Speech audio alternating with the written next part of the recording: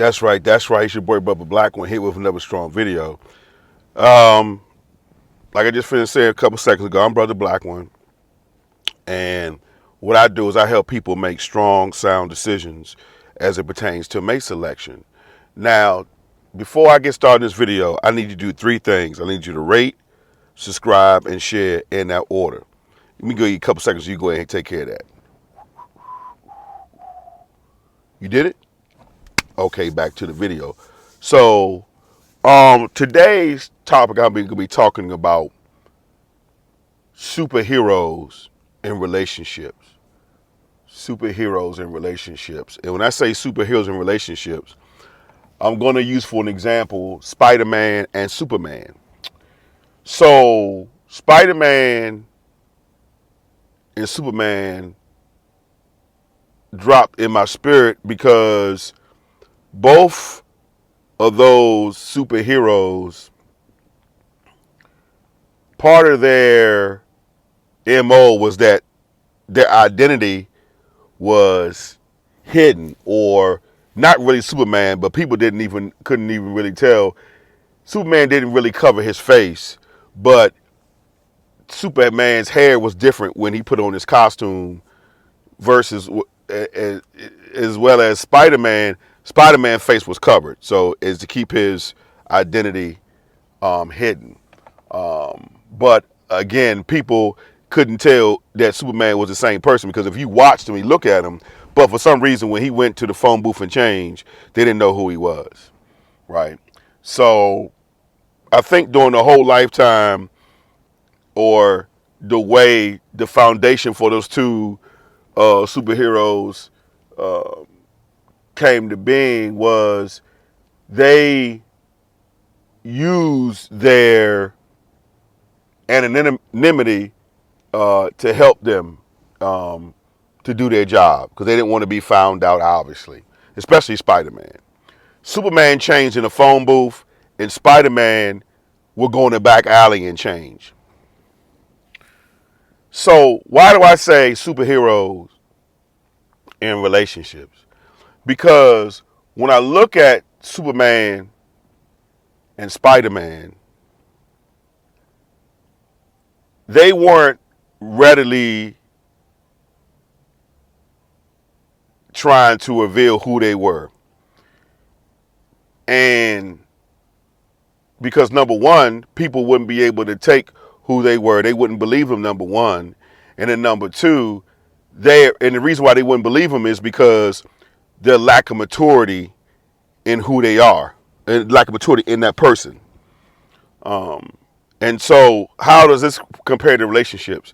It compares to relationships because some of us out here, men and women, are truly superheroes when it comes to relationships.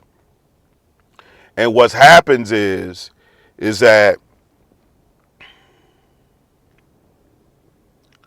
we're so eager to come in like a superhero when we see distress or we know someone in trouble emotionally. What happens is that usually when Superman or Spider-Man leaped into action, there was some kind of distress signal, or for the comic and movie's sake, they had a special relationship with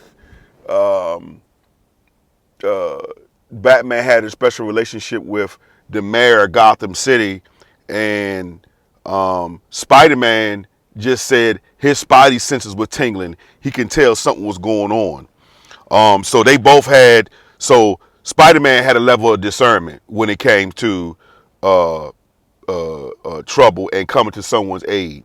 But like in relationships, we'll want to be with somebody, and we'll say, I'll save them from terrible relationship, up and away, and they'll go, or Spidey will swing into action. And a lot of times their whole goal is to help somebody. But sometimes in the real world, in the dating world, a lot of people don't want no help. Just like they say they want a good relationship, but they really don't want a good relationship. They just saying that because it sounds good and that's what society uh, says that's what you want, or a lot of times you're sold a bill of goods from the mainstream media, whether it be the television, movies, books, and things of that nature. So my whole point is that if you are really that good man or woman down to your bone and you're not lying to yourself, you're not an undercover narcissist, you're not trying to do things that that I know are beyond your character, or you're trying to pretend to be somebody you're not, you'll tend to want to reveal who you are to that person. And I know I was like that. I thought previously that you're supposed to let the person know who you are up front, and that was somehow going to win you brownie points, or that was going to win favor in the person that you're pursuing. But to my surprise and dismay, I found out quite the opposite happened when it comes to relationships. I found out that a lot of those people who said they wanted it, said they needed it, they weren't ready to handle a relationship of that caliber and that level. So what I would do is I would do like a massive brain dump and say, this is who I am. I'm a good guy, and be dancing around like a dog with a treat, thinking that okay, yeah, they're gonna like me or they're gonna want to be with me because after all, I'm what they said they wanted. But what I found out was, again, the total opposite from the reality is, because the mouth will say one thing, but your actions will dictate something else. So that's when I had the brutal, rude awakening of people claiming that they want, a good man, a good woman, air quotes, and the reason why they can't receive your truth, your purity, and your sincere heart is because they still have to do some work on the inside of their heart to be able to receive that. Because if not, they're not in a posture of receivership. So what end up happening is that they end up doing more harm than good. That's why when you're out here, and I had to learn this the hard way, don't reveal all your stuff up front, because some people just can't take it. And the very ones I'm talking about are the ones that they yearn for this relationship so bad, and you find out, man, this person is not what they said they were. This person really don't want no relationship, and want that kind of level of relationship. And one of the reasons is that you can't do the big reveal. How can a person receive your full identity when they don't know who they are, their own identity, and then their identity is wrapped up in unresolved issues from past relationships that they don't have any closure on? I know a lot of people talk about closure in relationships and stuff, but that stuff will hurt you in your next relationship because you haven't done the due diligence to do the housekeeping to make sure that the corners and crevices of your heart, soul, and mind is clear of any debris from past relationships.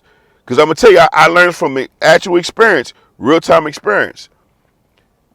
That's why the person that you're revealing yourself to, you're doing it too early. They're not going to appreciate it. I'm telling you from experience, they're not going to appreciate your honesty. They're not going to appreciate you not having baggage so heavy that it's going to render the relationship useless. They're not going to be able to receive it. I can't repeat it or emphasize it enough. So my whole point of this video is, listen, take your time when you are getting to know someone, and I know that it's the natural thing to do. I'm a good guy. I'm a good girl. You jumping up and down, like I said, like a dog wanting a dog treat. They stand at attention.